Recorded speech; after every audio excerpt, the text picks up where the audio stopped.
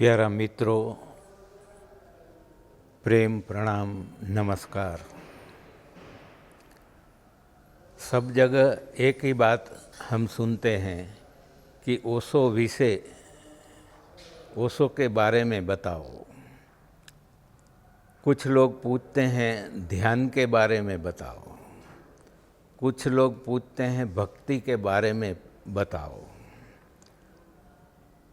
ध्यान और भक्ति जीने की बात है, उसको जानने की बात नहीं है।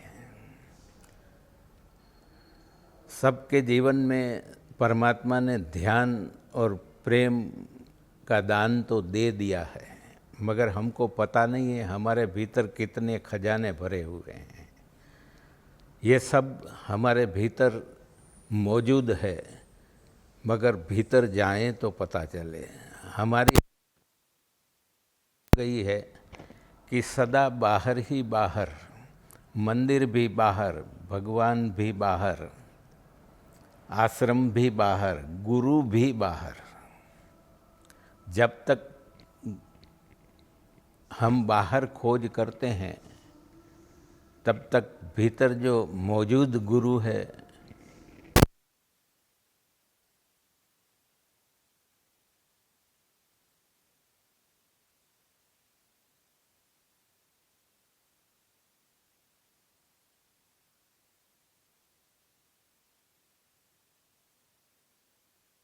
मगर चर्म चक्षु बंद नहीं करना है।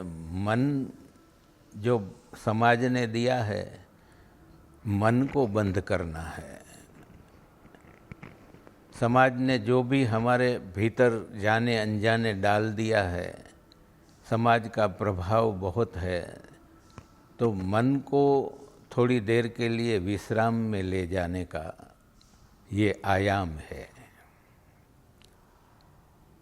सद्गुरु ओशो ने आधुनिक मनुष्य जाति के लिए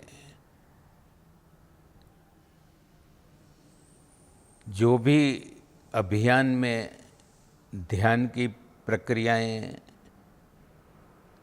हमें करुणावश दी है, वो बहुत ज़बरदस्त प्रक्रियाएं हैं। पुराने ज़माने में योग के आयाम थे, भक्ति के भी आयाम थे, मगर वो आयुर्वेदिक दुनिया थी। धीरे धीरे धीरे मगर आज का युग बुद्धि का युग है। फास्ट सब दौड़ते हैं, तर्क का युग है, इंफॉर्मेशन टेक्नोलॉजी का युग है। पुराने ज़माने में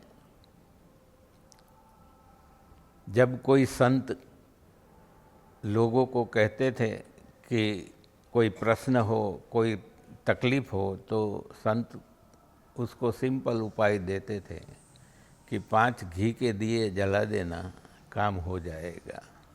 तो उस आदमी के भीतर कोई प्रश्न नहीं जगता था कि 5 दिए जलाने से क्या फ़ायदा होगा। मगर आज का आदमी तो पूछेगा कि सक्रिय ध्यान करने से क्या फ़ायदा होगा, कुंडलिनी ध्यान करने से क्या फ़ायदा होगा। 3 स्टेप जो तावरिया जी ने दिया है, वो भी काफ़ी लोग मुझे भी पूछते हैं कि 3 स्टेप करने से फ़ायदा क्या होगा। जब तक फ़ायदे की बात आती है तो वो व्यापारी की भाषा है, बिजनेसमैन की भाषा है, वो साधक की भाषा नहीं है, भक्त की भाषा नहीं है, प्रेमी की भाषा नहीं है। सद्गुरु और संत के पास अगर जाना हो तो बुद्धि को साइड में रख कर जाना होता है। मंदिर में जाएं, मस्जिद में जाएं, आश्रम में जाएं, कोई भी संत के पास जाएं तो हृदय लेकर जाना है। वो परमात्मा की भेंट है।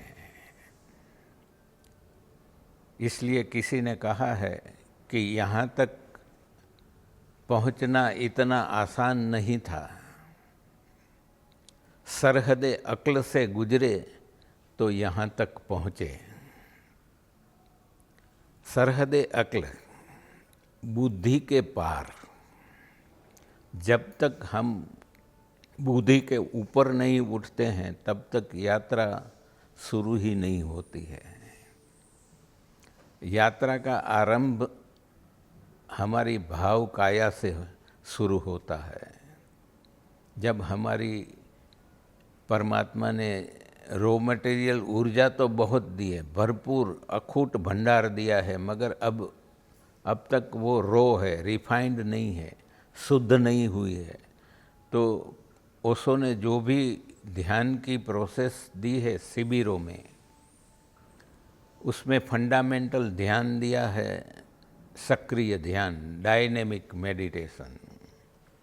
और डायनेमिक मेडिटेशन प्राण ऊर्जा का शुद्धिकरण है।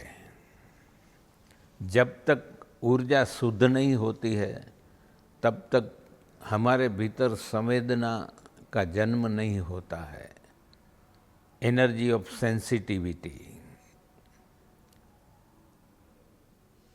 सक्रिय ध्यान इतना पावरफुल ध्यान दिया है कि थोड़े समय में हमारी ऊर्जा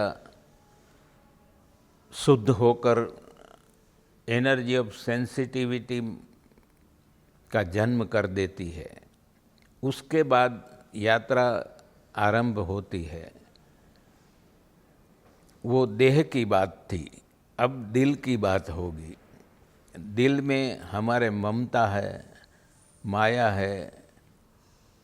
हम अपना कुटुंब, परिवार, सगे संबंधी उसके लिए